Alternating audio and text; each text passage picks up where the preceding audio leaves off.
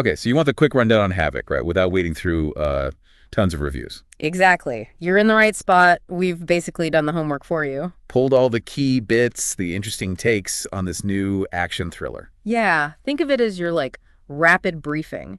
Does this Netflix movie, Tom Hardy, Gareth Evans, stack up? Okay, let's jump in. Havoc. Big names attached, obviously. Gareth Evans, The Raid. High hopes there.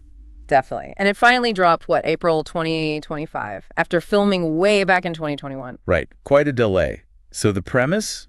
Tom Hardy plays a detective, Walker. He's got to rescue a politician's son. Uh-huh. After a drug deal goes bad. Classic setup. Yeah, diving into this corrupt underworld. And it's set in some, unnamed American city. But filmed entirely in Wales, which is pretty interesting. Totally. So first thing people talk about, Hardy, his performance. Oh, yeah. The commitment is just, it's visible. You see the physical effort. He talked about the choreography being super demanding, didn't he? He did. And he brings this almost animalistic quality to the fighting. Makes this morally gray character kind of compelling. Right. Relatable even when he's, questionable. And that ties right into Gareth Evans' direction. We know what he can do from The Raid, that close quarters, brutal action. Does Havoc deliver that? It definitely has moments. People mentioned a nightclub fight. Apparently that's a standout.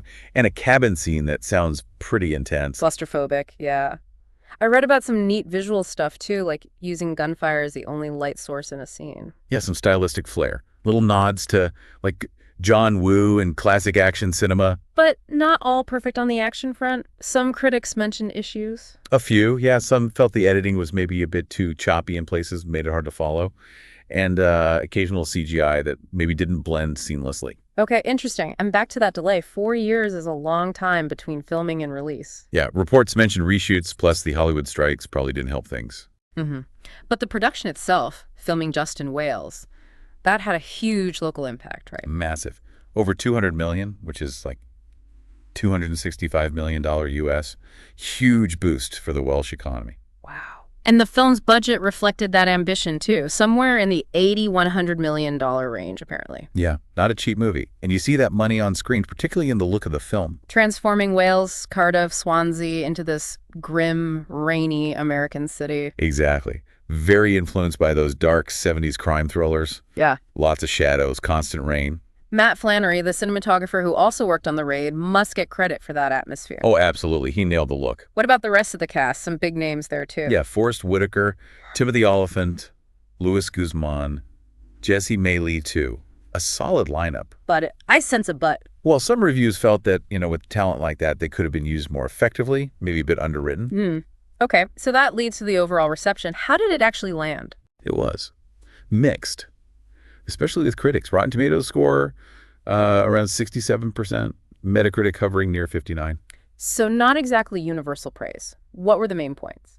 Critics generally liked Hardy, liked the action when it worked, but the plot, the pacing, those got criticized more often, felt a bit familiar, maybe convoluted to some. And audiences.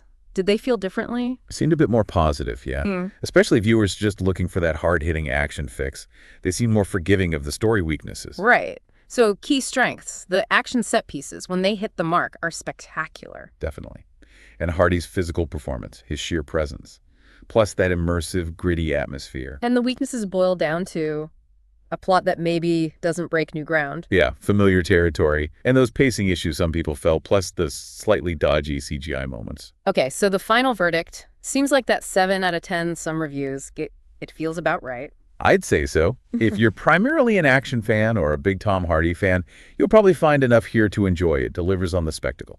But if you're after a really tight, clever thriller plot, maybe temper expectations. Exactly. It leans more towards style and visceral impact over, say, narrative complexity. Which brings up a final thought, maybe for you listening. Yeah, considering that long production, the budget, the mixed reviews. Yeah. What does Havoc tell us about these big action movies on streaming platforms now? Is pure, high-octane action enough on its own anymore? Or do audiences increasingly need that really strong, compelling story to go along with the explosions? Something to chew on, definitely. Where's the balance?